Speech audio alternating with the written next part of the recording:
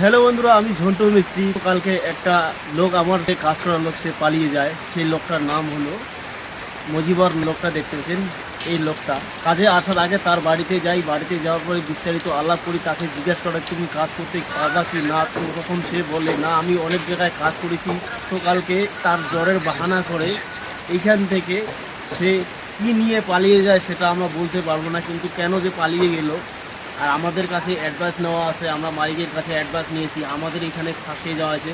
আর মজিবরের ভিডিওটা সকলেই শেয়ার করবেন, মজিবার জন্য ভাইরালে চলে যায়।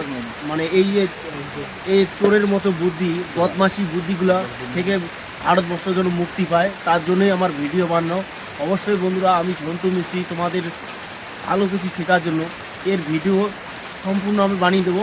অবশ্যই বন্ধুরা, আমার যেহেতু যতগুলো চেনা জানা লোক আছে, জানডাঙ্গার নাড়াখুলির লোক যদি তোমরা দেখে থাকেন, অবশ্যই শেয়ার করবেন।